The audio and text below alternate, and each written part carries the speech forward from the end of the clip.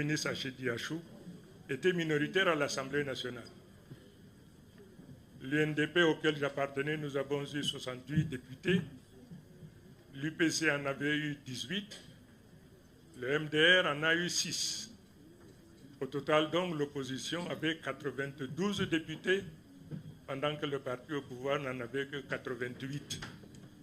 Nous étions très forts. Nous avons bombé le torse.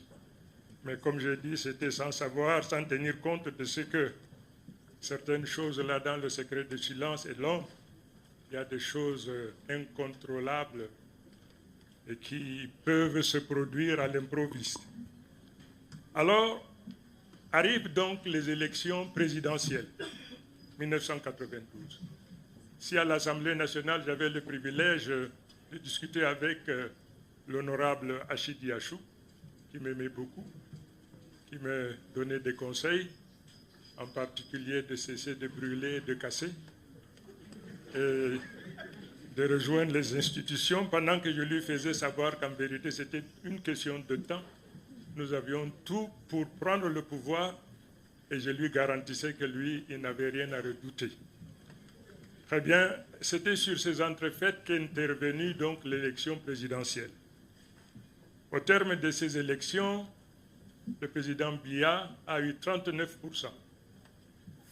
Le chairman Frundi a eu 36%.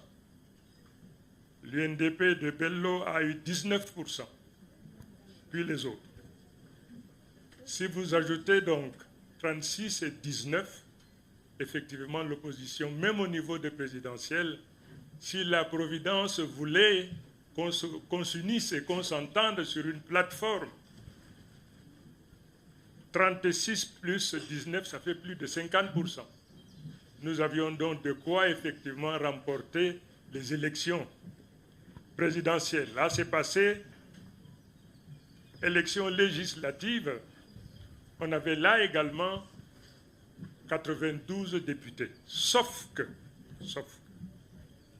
alors que nous nous préparions à imposer au président via la cohabitation, parce que nous étions majoritaires à l'Assemblée nationale, le président de la République, avec un tour de tour qu'on lui connaît, a réussi à désolidariser le MDR de notre mouvement, ce qui fait que, parfois, 6 députés ont pesé plus lourd que tous les autres partis politiques dès lors qu'il a accepté la coalition avec le parti au pouvoir. Très bien, lorsque l'élection présidentielle était survenue, comme je disais tout à l'heure, le président de la République avait 39%, Chairman avait 36% et le président du SDF s'était autoproclamé élu et président de la République. La situation se dégradait à une allure, à une vitesse tellement inquiétante que le président de la République s'est trouvé dans l'obligation de décréter l'état d'urgence.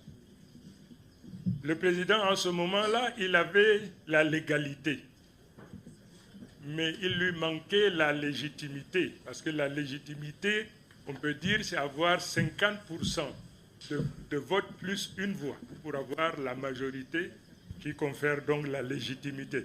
Bien sûr, nos adversaires à l'époque nous disaient que dès lors que c'était la volonté du peuple, même si c'était avec 25, il avait à la fois légitimité et légalité, ce que nous contestions à l'époque. Très bien.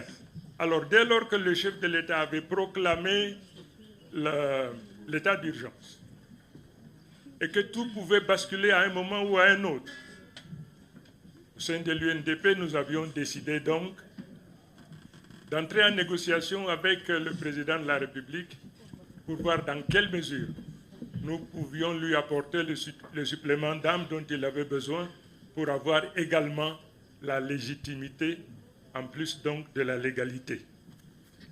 C'est donc sur ces entrefaites que le Premier ministre, chef du gouvernement, paix à son âme, Achedi Achou, intervient. J'étais à Douala, chez mon tuteur, paix à son âme, Tanko Hassan. On se préparait donc, naturellement, moi j'étais persuadé que l'UNDP entrerait au gouvernement dès lors que nous avons accepté le principe de la négociation. J'étais donc à Douala lorsqu'à 2 heures du matin, mon ami Aladji Baba Dampoullo, que quelques-uns parmi vous connaissent, Baba cherche à me joindre à tout prix. Il n'avait pas mon contact. Il entre en contact avec ma femme lui dit donc que j'étais à Douala. J'étais chez le président Tanko, il fallait absolument qu'il fasse tout pour entrer en contact avec moi. Baba donc réussit à toucher Tanko et c'est à 3 heures du matin qu'on m'appelle pour me dire que le Premier ministre Achidi Achou m'attend à Yaoundé vendredi